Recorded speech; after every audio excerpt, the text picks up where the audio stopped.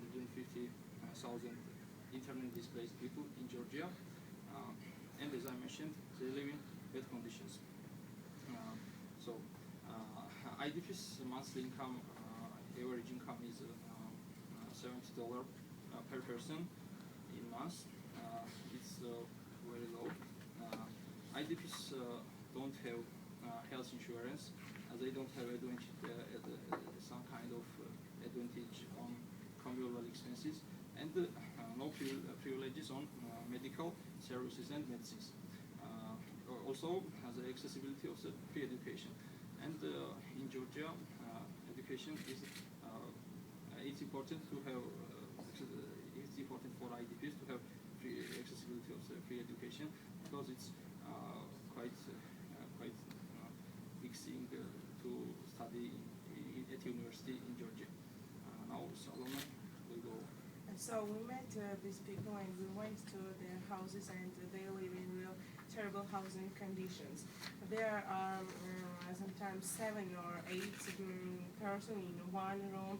They don't have natural gas, they don't have electricity sometimes, but they can't pay it, and their total income monthly sometimes is not enough for even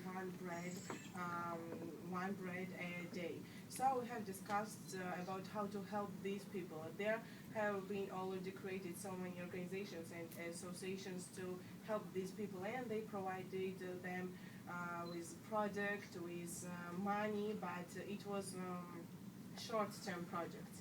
So after our discussion, we decided to create and to establish long-term project and to find jobs for these people, to train them in our center, career development and job recruitment center. We have already place and we have already building for this center, and we have our trainers too. We will pay for these trainers with sponsorship from our government, and we had the meetings to our government too, and other NGOs and governmental organizations. So we want to pay for from our grant to pay for trainers. We have already decided how to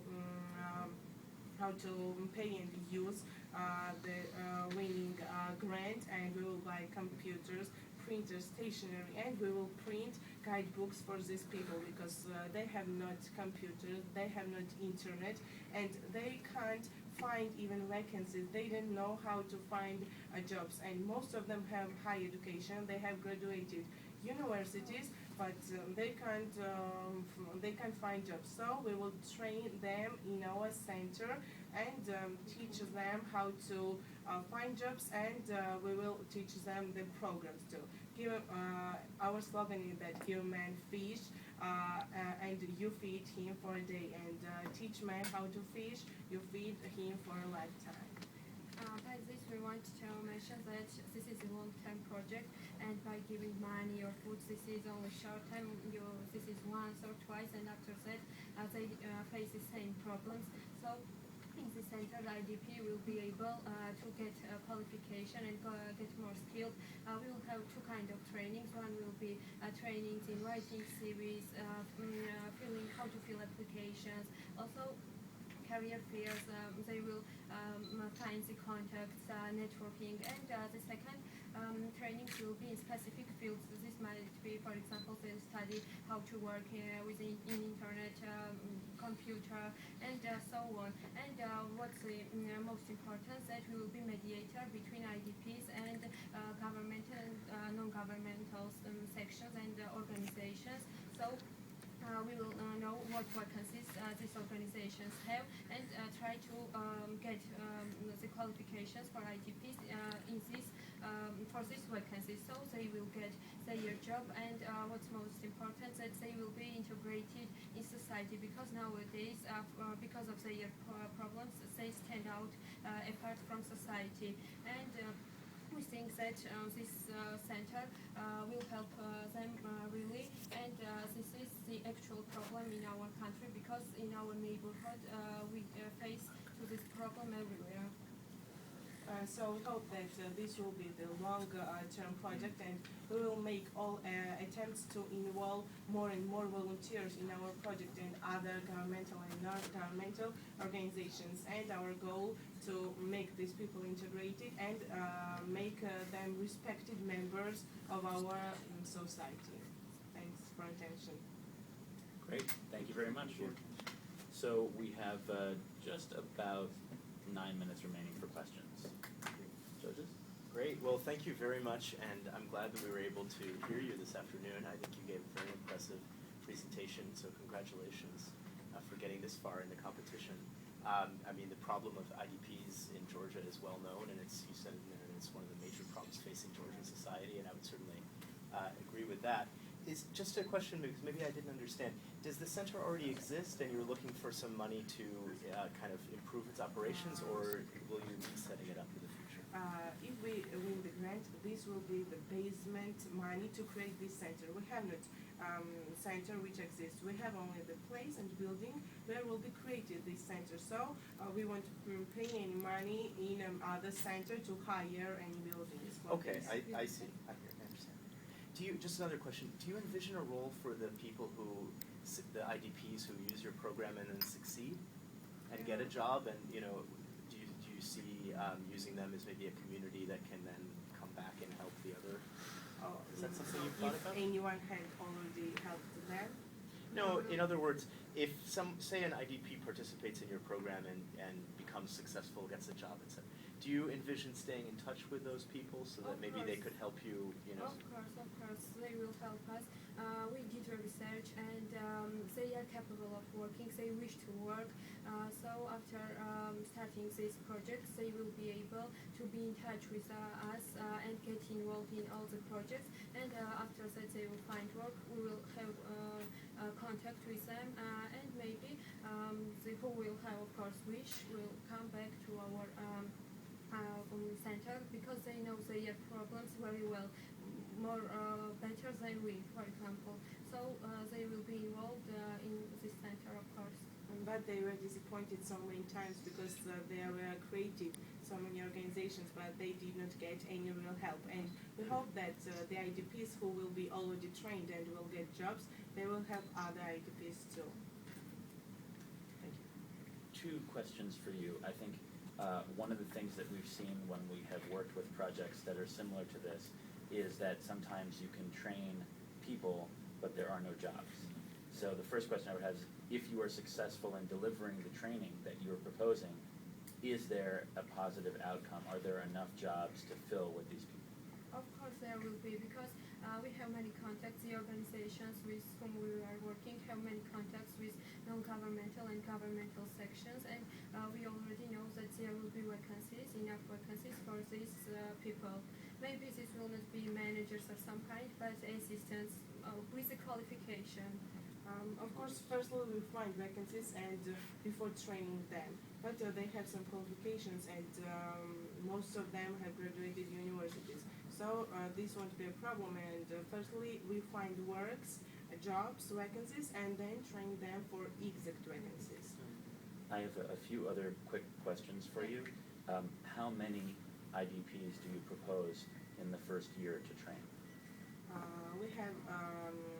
We have met some compact settlements. Not only there are approximately 250,000 IDPs, but firstly, this program will involve some compact settlements, members of these settlements, and they live in buildings such as school, kindergarten, school, and then we will lights our project.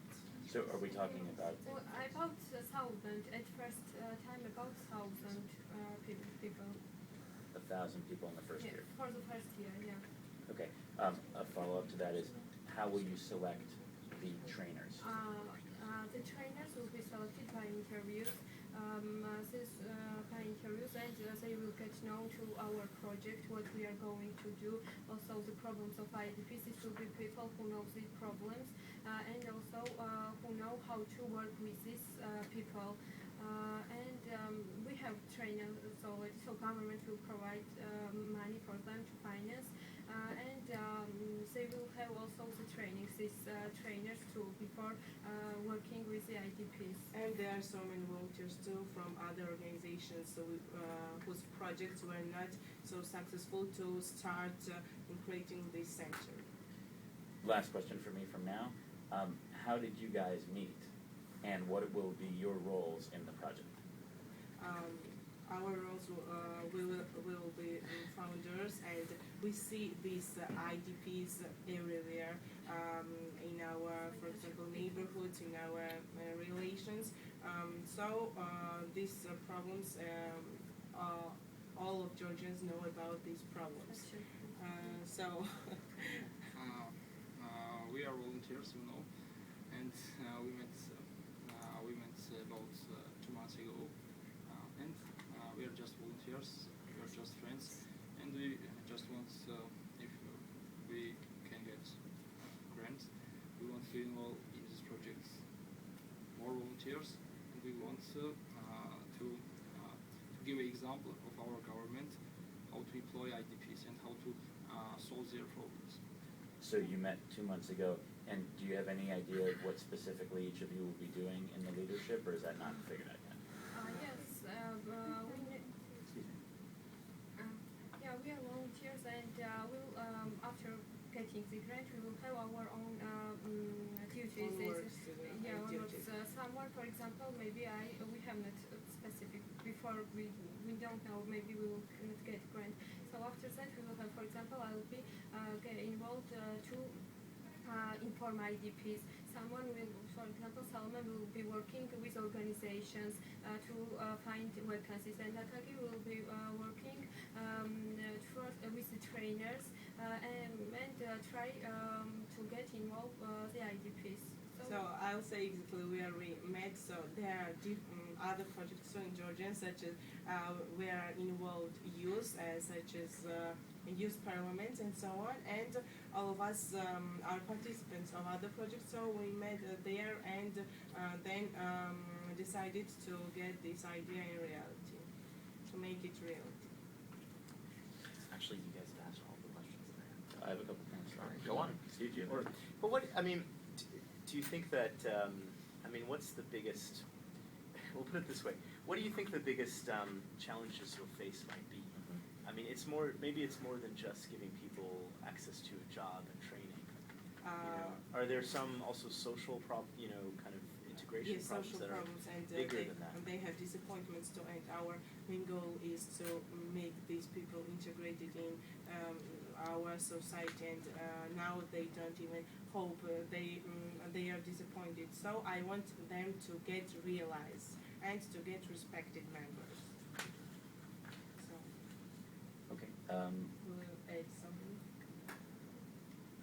2 more quick questions. We have about 1 minute left. So you have many IDPs. You're going to look to train 1,000 in the first year. How will you select the IDPs who are fortunate enough to become part of your program?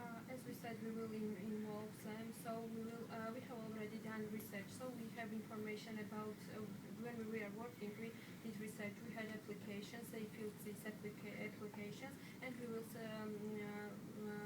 will choose the IDPs from our list, if it can be said, because we have already information about them, how old they are, what education they have already, what, for example, trainings they have done, and so on. We have already the information about these people. What vacancies will be offered, and what qualifications will IDPs have? Okay. Last question. What partnerships are important to the success of your organization, and can you speak a little bit about your relationship with Youth for Democracy? The organization, can you repeat the question? Sure. What partnerships are important to your success? And I think that if you look at the action plan, it's called the Youth for Democracy. There's an organization called Youth for Democracy that you speak about in the action plan. Can you describe your relationship with them? What is it that you're with doing? Other organizations, yeah? Youth for Democracy and any other partners that you need. We will have partnership with our government. And we already had meetings to them, and we presented this project to them too. And they are also interested, and they decided to also to sponsor this project, and